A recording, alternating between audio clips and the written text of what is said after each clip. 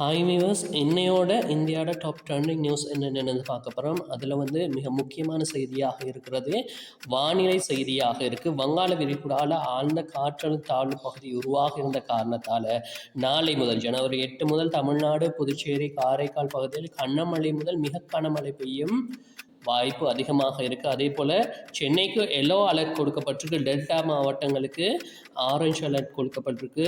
மீனவர்களுக்கு கடலுக்கு போக வேண்டாம் என ஐஎம்டி எச்சரிக்கை விடுத்திருக்கு. அதே போல் வட இந்தியாவில் குளிரும் பனிமூட்டமும் தொடருது. மழைக்கு ரெடியாகுங்க நண்பர்களே. இரண்டாவது செய்தி, ட்ரம்ப் மோடி சந்திப்பு சர்வதேச செய்தியாக இது இருக்குது. அமெரிக்க அதிபர் டொனால்ட் ட்ரம்ப் சொன்ன அதிர்ச்சி தகவல், இந்தியா ரஷ்ய எண்ணெய் வாங்கியதால் ஏற்பட்ட கூடுதல் வரி பற்றி பிரதமர் மோடி தன்னிடம் மகிழ்ச்சியாக இல்லை என்று சொன்னாராம்.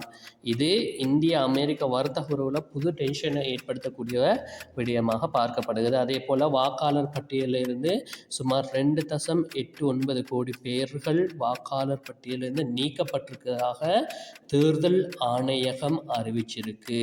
இது தொடர்பாக உச்ச நீதிமன்றத்தில் வாதாட்டம் நடைபெற்று கொண்டிருக்கு. இதன் அடுத்தடுத்த கட்ட நடவடிக்கைகளை மேலும் வருங்காலங்களை பார்க்கக்கூடியதாக இருக்கு. அதே போல் பொருளாதாரம் மற்றும் விளையாட்டு சம்பந்தமான செய்தி என்னென்னா, 2025 இந்தியா ரியல் எஸ்டேட் துறையில் ரெக்கார்டு ஒன்று வச்சிருக்கு. 8.47 பில்லியன் முதலீடு 2026 ஜிடிபி வளர்ச்சி 7.4 தாண்டும் என்று எதிர்பார்க்கப்படுகிறது. விளையாட்டில் Olympic javelin champion Neeraj Chopra புது வென்சர் தொடங்கியிருக்காரு.